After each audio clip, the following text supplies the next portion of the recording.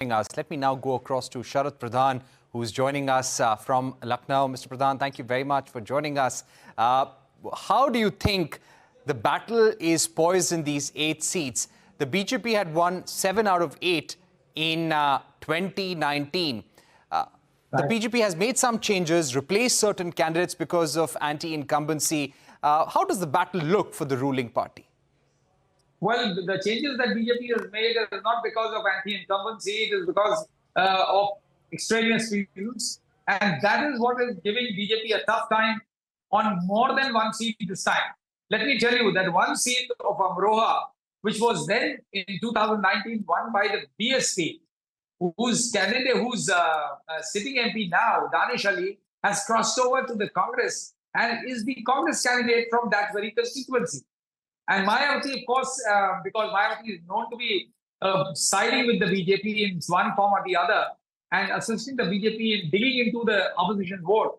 So she's fielded candidates in each of these constituencies which would go to suit the BJP. As far as BJP is concerned, I can see BJP going in for a tough call even in Ghaziabad, where they removed General V.K. Singh, the former Indian Army chief, who was also a minister in the center, for no rhyme or reason. And that provoked a lot of Rajputs of the region to rise up in arms against the BJP. And with that began a lot of Rajputs running right up to Rajasthan have been up in arms against the BJP because of the simple reason that instead of General V.K. Singh, the ticket has gone to a local moneyed businessman who is, for whatever reason, he doesn't have that kind of a background.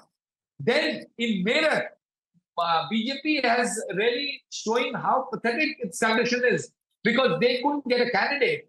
And they're realizing that Meerut being the most important and the biggest city in that region and also the most important constituency in that region, they had to handpick somebody like Arun Govil, who's a lost and forgotten actor who did the lead role as Ram in Ramanand Sagar's famous serial Ramayana way back 1987-88. Because the Ram Mandir is not working there, BJP had to take recourse to getting somebody who has played a role of Ram, a fake Ram. And to assist him comes a fake Sita who played Sita. Now just imagine if BJP is so desperate that it's not able to get a good candidate in a city like Meerut. What must be its condition? I fail to understand. Because there, this poor Arun Govil has to introduce him. He's carrying, cutouts of his Ramayana serial, telling people that he's the same guy who played Ram way back in 1987. That reflects how the condition of the Bharatiya Janata Party in these places. Even in Aligarh, it's going to be a tough fight. But yes, there is no way that BJP can retain 7 of the 8 seats this time. It's pretty evident on ground. Right.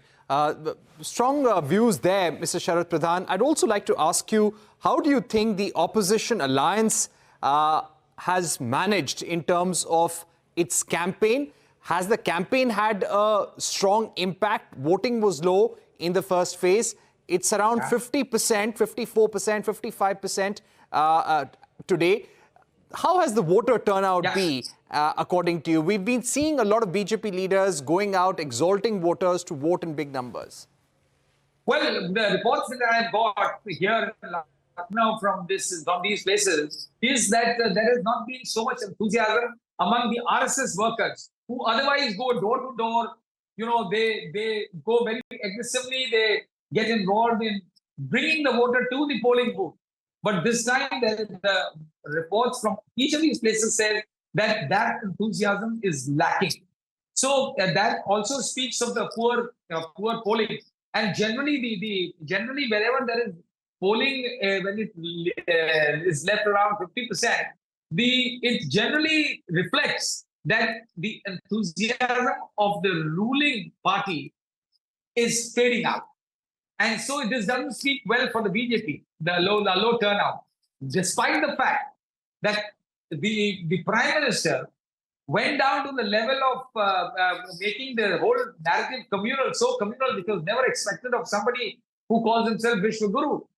stooping down to the level of talking about lies that the Congress party is going to take away all your jewelry and the Mangal suits will be given away to Muslims, which is complete lies. And Yogi Adityanath and Amit Shah also repeat the same thing, like they're saying that the manifesto, in Congress manifesto, has mentioned that they would usher in a Shariat law, which is nonsense. No, there's not a word about it, and they cannot have it. So, they are trying to, I don't know, it's only a person who's shaky, who's on a shaky wicket. He would stoop down to this level of trying to turn the narrative into a community. My reading is that Mr. Modi and his company did not realize on day one that when they talked about changing the constitution, and their number of their leaders talked about it, important leaders, and now they've gone back. One more question that I would have. Yeah, I have one more question about the larger Hindi Heartland. Can I just complete? It is only the realization dawned that this whole thing is this constitution, changing the constitutional business is proving to be counterproductive. Because when the Dalits rose up to say that they want to remove Ambedkar's constitution, that would even amount to removing the provision for reservation. Then they switched to, they had no alternative. They went back to their old story. Mr. Pradhan, one final question. Communal. Yeah. One final question. The entire Hindi Heartland, if we speak about, be it Chhattisgarh, be it Rajasthan, Madhya Pradesh, how do you think the party is going to perform here in Bihar? The opposition is putting up a tough fight. We have some interesting contests. How do you think the NDA will perform? How do you think the opposition perform across the Hindi Heartland? I have been to a couple of states in the Hindi Heartland, Chhattisgarh, Madhya Pradesh, Rajasthan. During the campaign, I was there for a couple of days in each of these states, and of course UP. The situation is that in most of these states, particularly Rajasthan, all 25 seats have been with BJP since 2014. Madhya Pradesh, barring one seat, the rest have been with the BJP. Chhattisgarh, only 2 seats had gone to the opposition. 9 out of the 11 seats were with BJP. So, in the Hindi and in Uttar Pradesh was the only place where they had scope of taking their tally beyond 62, which they got in 2019. Because UP has 80 seats. And here it seems to be a really uphill task to even retain what they had in 2019. So I don't see the Hindi Heartland giving them, and Rajasthan, there are confirmed reports that there is tough fight on at least 10 or 11 seats out of the 25, and BJP may lose at least half a dozen seats. So there is no scope for increasing the tally there. Likewise, in Chhattisgarh, there is no way that BJP is going to retain all its 9 seats. Madhya Pradesh, maybe because Madhya Pradesh, there is a lot of infighting in the Congress. So Madhya Pradesh, BJP may just maintain where it is. So where do they gain?